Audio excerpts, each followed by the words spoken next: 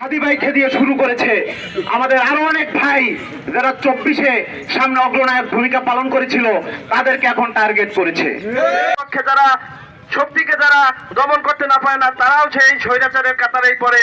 এই স্বরাষ্ট্র উপদেষ্টাকে বলতে চাই, এই স্বরাষ্ট্র উপদেষ্টাকে কিন্তু আমরা লাথি মেরে এই উপদেষ্টা চেয়ার থেকে নামাতে বাধ্য করব। এবং আমরা দেখি আওয়ামী লীগের লোকজন বিভিন্ন জায়গায় গ্রেপ্তার হয়, তাদেরকে জামিন করায় কারা?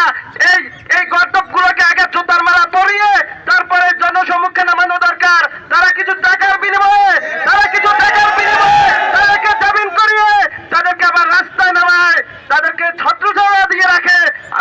আমি পটুয়াখালী থেকে বলতে চাই, পটুয়াখালীর বিষয়টা আমি দেখবো। আমি কোর্টে কাজ করছি দীর্ঘ অনেক বছর।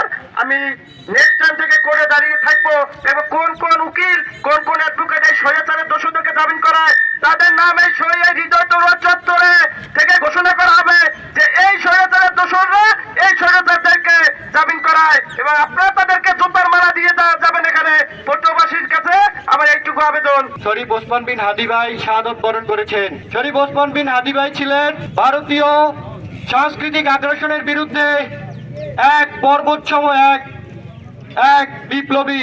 পুরো বাংলাদেশ এবং পৃথিবীব্যাপী বিশ্বের যেই দেশে বাংলাদেশি ভাইয়েরা রয়েছে, শহীদ ওসমান বিন হাদির এই শাহাদাতে আজ আমরা সবাই হৃদয়ে ভারাক্রান্ত।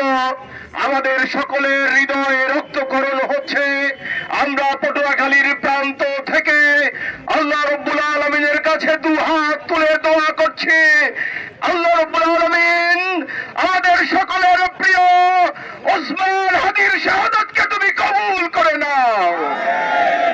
আপনারা সকলে জানেন ওসমান হাদি নেসারাবাদ মাদ্রাসার হাজার হাজার ছাত্রদের প্রিয় ছাত্র ছিল।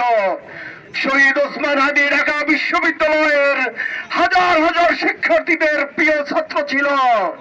শহীদ ওসমান হাদি মাত্র 32 বছর বয়স বাংলাদেশের কোটি কোটি আবাল বৃদ্ধ তরুণ ছাত্র জনতার হৃদয় জয় করে আল্লাহ রাব্বুল আলামিনের মেহমান হিসেবে আল্লাহর দরবারে আল্লাহ তাকে কবুল করে নিয়েছেন। আমরা তার এই শাহাদাতের প্রতিটি রক্তের কণার উত্তম প্রতিশোধ গ্রহণ করব ইনশাআল্লাহ।